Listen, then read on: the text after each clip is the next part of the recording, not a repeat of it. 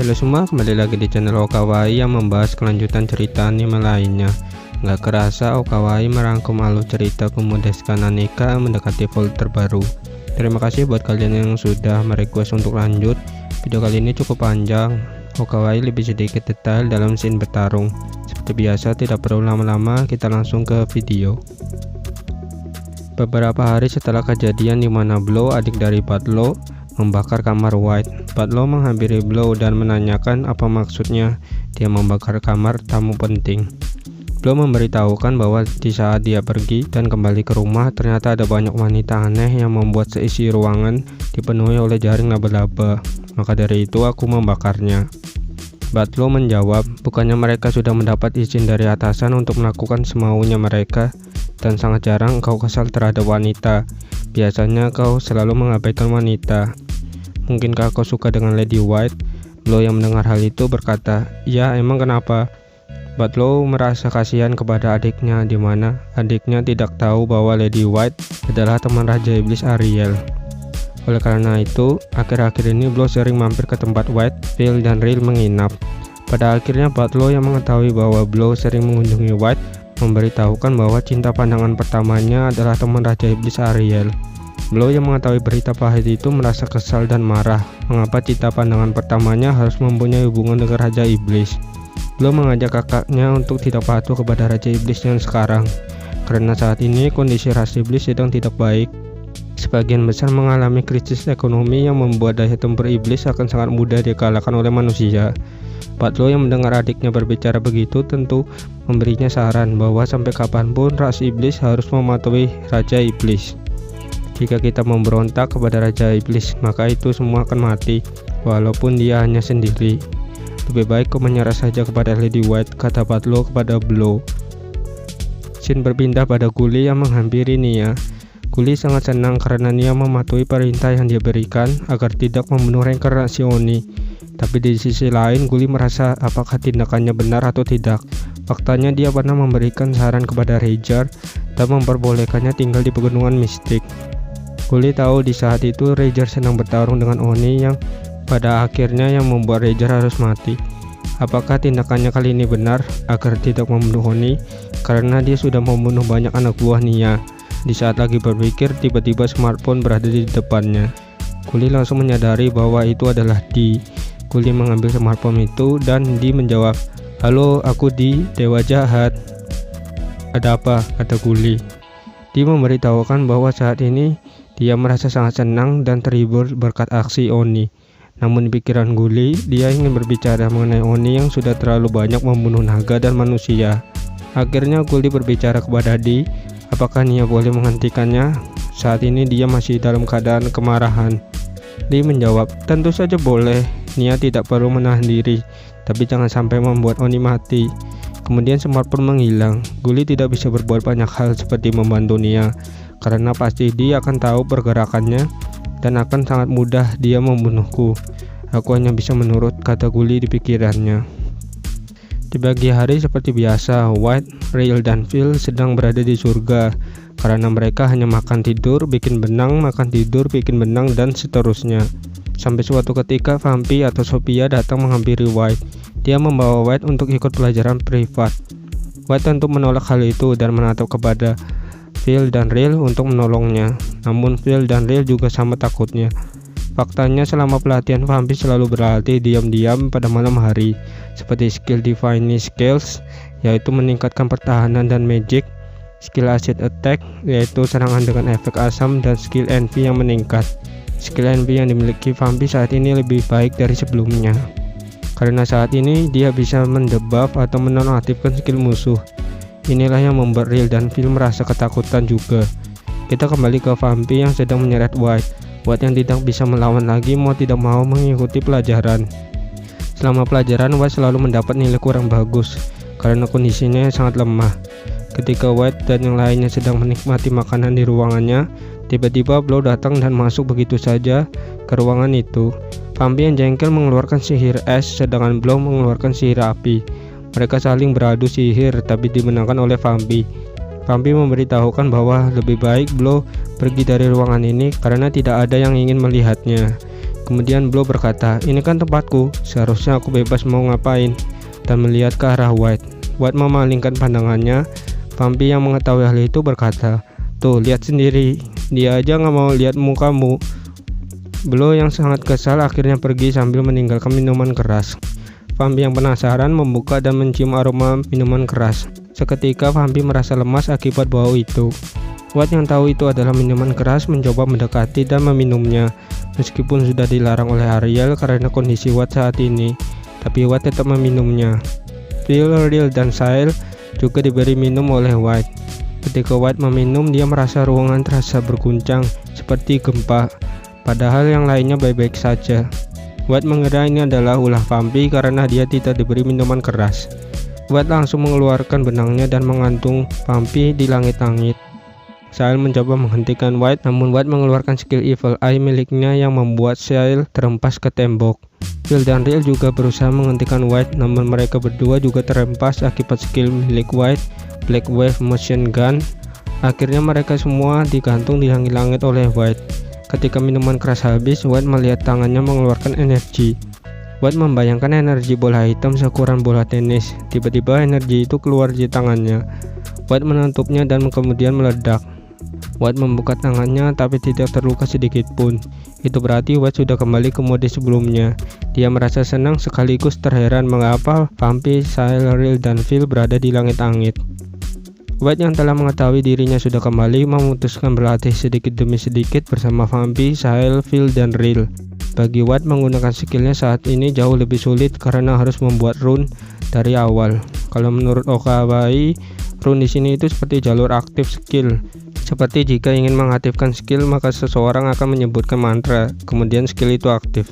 Nah, mantra itu adalah rune, jalur untuk mengaktifkan skill. Sebagian besar skill yang sering digunakan sudah bisa dipakai, cuma membutuhkan waktu. Tidak seperti skill benang yang secara tidak sengaja White bisa tanpa harus membuat rune. Ketika White mencoba skill teleportasi, dia tanpa sengaja sudah berada di labirin besar arrow. Dia tidak menyadari bahwa yang barusan dia lakukan tidak membuat rune, hanya membayangkan, dan itu sangatlah aneh. "Apakah ada sesuatu yang aku lewatkan?" kata White. White tiba tepat di depan laba-laba kecil berwarna putih. Mereka sangat senang karena kehadiran White. Faktanya White saat ini sudah menjadi ibu bagi laba-laba putih, sedangkan Ariel sudah menjadi neneknya. Itu yang terlintas di pikiran White. Ketika White mencoba kembali, dia dihentikan oleh laba-laba putih dengan tatapan sedih. Alhasil White menginap beberapa hari sambil mencoba beberapa skill kuat tanpa harus khawatir. Laba-laba putih juga memberikan makanan yang sangat banyak kepada White. Meskipun White saat ini sudah menjadi manusia dan tidak ingin makan daging monster, tapi White tetap berpura-pura memakannya. Pada akhirnya White kembali ke kastil meninggalkan laba-laba putih. Vampir yang shock tiba-tiba White menghilang dan sekarang tiba-tiba datang di hadapannya, membuat vampir sangat marah kepada White dan memberitahukan agar tidak pergi sendirian lagi. Scene berpindah pada Nia yang sedang menyesali perbuatannya. Dia tidak habis pikir Oni yang dulu lemah sekarang sudah sangat kuat berkat keputusan bodohnya. Nia menyuruh anak buahnya menghentikan jalan Oni tanpa harus membunuhnya. Pada akhirnya Oni berhasil membunuh semua anak buah Nia dan dapat level yang sepadan. Terlebih lagi, Oni sekarang sudah bisa menggunakan teknik pedang yang dia pelajari dari Rager. Nia juga sempat menyesali saat dia mabuk dan membiarkan Oni pergi begitu saja, dan saat ini menjadi tugas yang lumayan lebih sulit daripada sebelumnya. Oni datang menghampiri Nia dan menebas sisik Nia. Sebelumnya tidak mempan sama sekali, namun sekarang terasa menyakitkan dan bahkan mengeluarkan darah, kata Nia. Nia mencoba mengeluarkan skill badai salju miliknya dan menambahkan skill indolensi.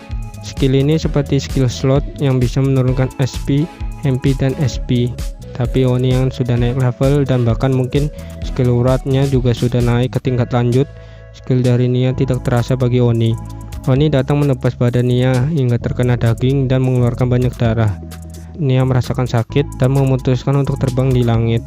Sebelum terbang, Oni berhasil menebas sayap milik Nia yang membuat Nia lebih sulit untuk terbang.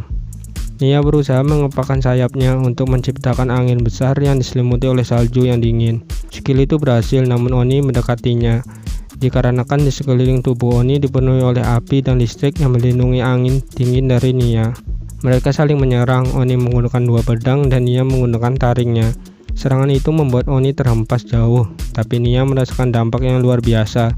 Faktanya Oni membuat pedang sihir dan memasukkannya ke dalam tubuh Nia sehingga meledak. Nia sudah lemah dan meminta tolong kepada Guli, namun Guli sudah pergi dari sana. Melihat Guli tidak ada, Nia pasrah kepada nasibnya sendiri. Sementara itu, White, Vampy, Cyril, dan Phil sedang menikmati pesta teh.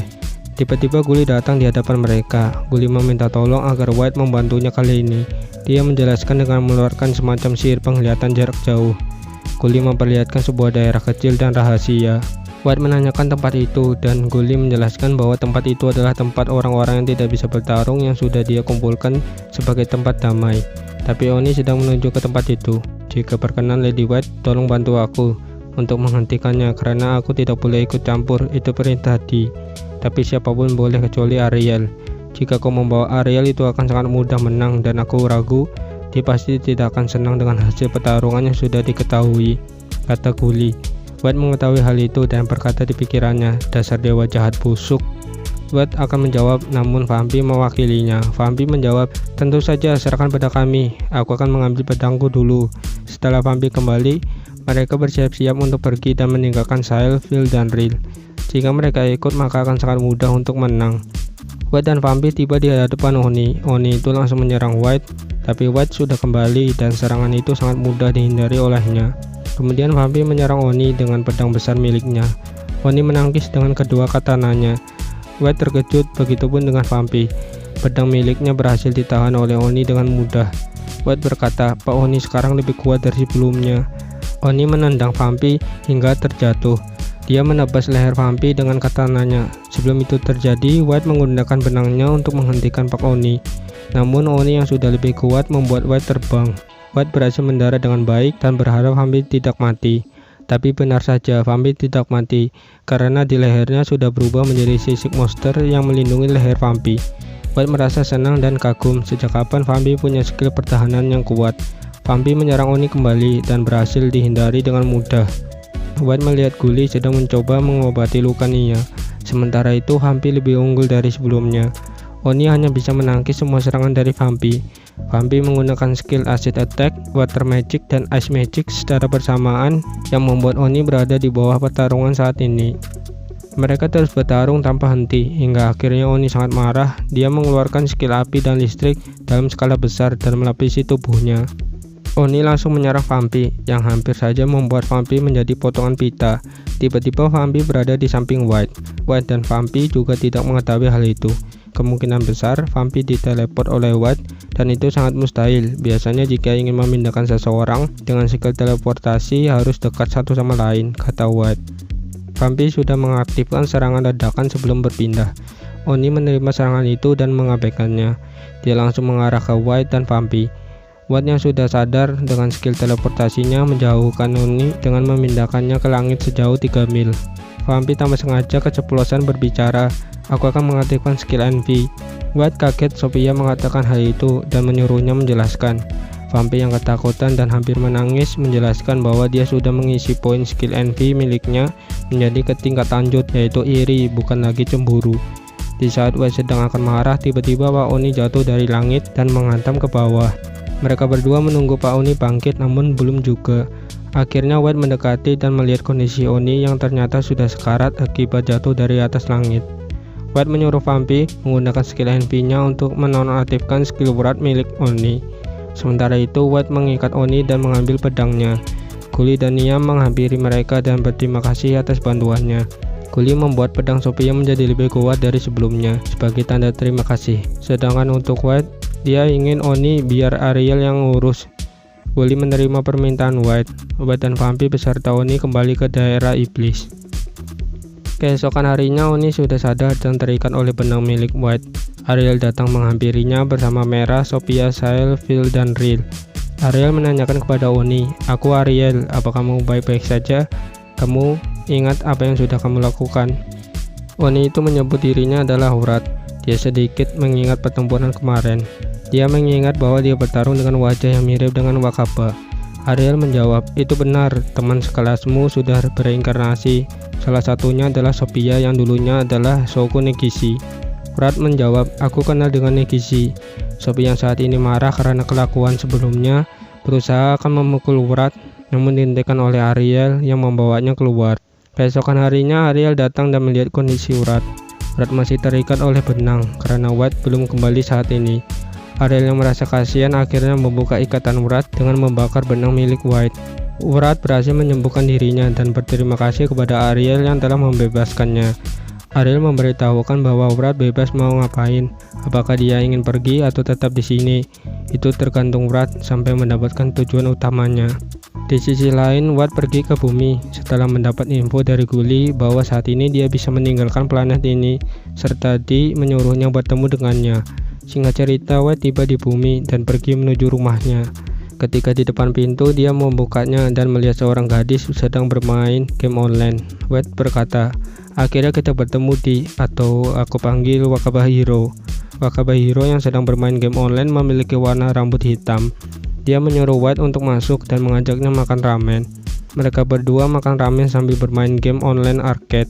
Wakaba mengalahkan White dengan mudahnya. Dia melihat wajah White merasa bingung, akhirnya menjelaskan bahwa dia kabur dari tugasnya sebagai dewa karena sistem dunia itu akan berakhir. Dia kabur ke bumi dan menyamar sebagai Wakaba Hiro. Dia hidup dengan damai di bumi seperti main game, baca novel, maupun manga. Itu sebabnya Wakaba selalu menyendiri di kelas. Sampai suatu ketika serangan Raja Iblis dan Pelawan bersatu yang mengarah ke Wakaba. Dia selamat namun tidak dengan teman kelasnya maupun gurunya. Karena merasa bersalah, dia menggunakan kekuatannya untuk mereinkarnasi mereka semua ke dunia tempat Ariel berada. Dia juga mereinkarnasi seekor laba-laba yang ada di kelasnya, kemudian memberikan sedikit ingatan Wakaba Hiro yang bisa membuat para dewa lainnya yakin bahwa di saat ini terlahir kembali menjadi laba-laba. Di mereinkarnasi Komoko di labirin besar Arrow, beranggapan agar mati dengan cepat supaya para dewa tahu dia sudah mati di bumi maupun di dunia itu. Tapi sayangnya White sudah berkembang hingga menjadi dewa. Itu sebabnya dia memberikan nama kepada White sebelum dewa lain menyadarinya, dengan tujuan agar White atau Shiraori adalah milik Dee semata.